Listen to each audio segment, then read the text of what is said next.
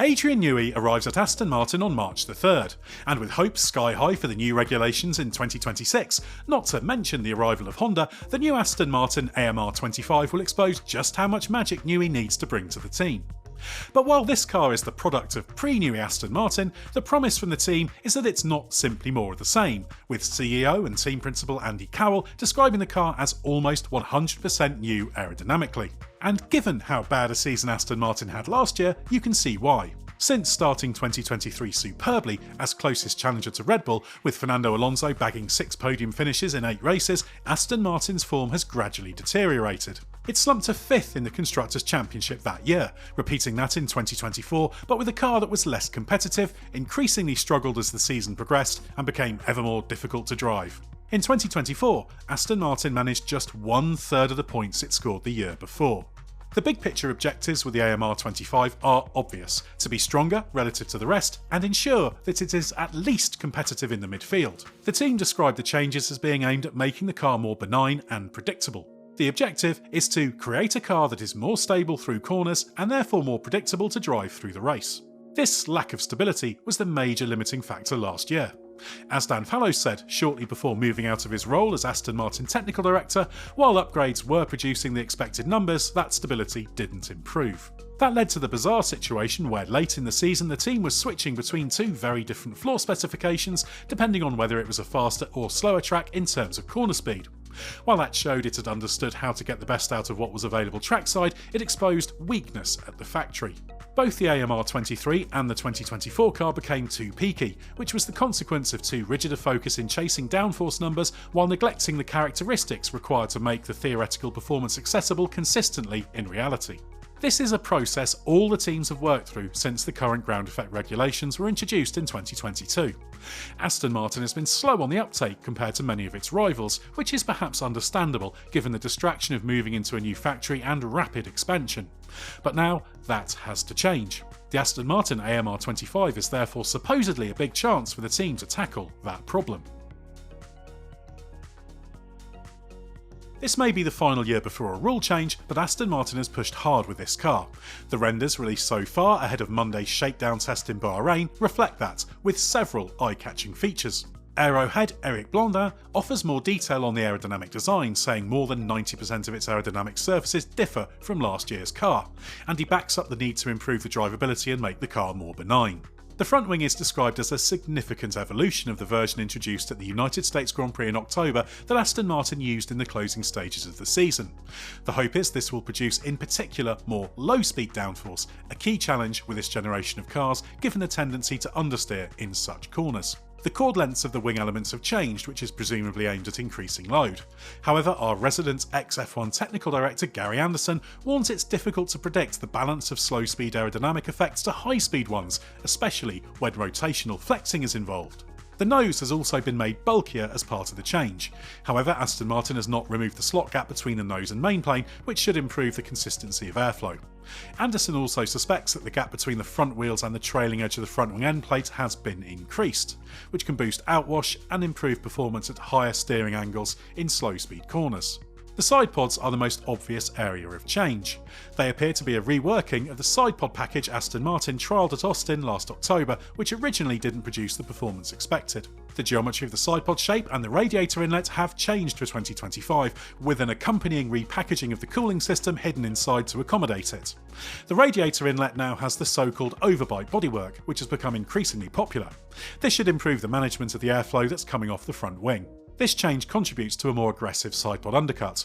On the top surface of the sidepod, there is a channel designed to optimise the airflow, which is a more aggressive evolution of last year's design. This can increase the airflow speed thanks to the low pressure in the centre of the car at the rear, helping to pull it through, but it needs careful control of the expansion rate to avoid airflow separation.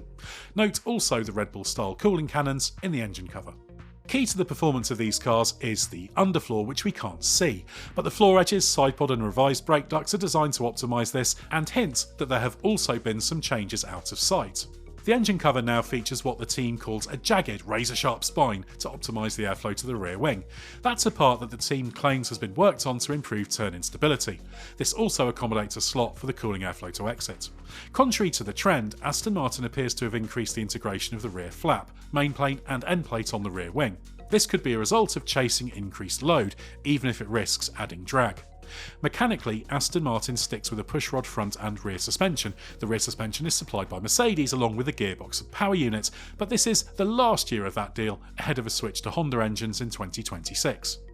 At the front, it doesn't appear that Aston Martin has significantly increased the level of anti-dive, unlike some of its rivals.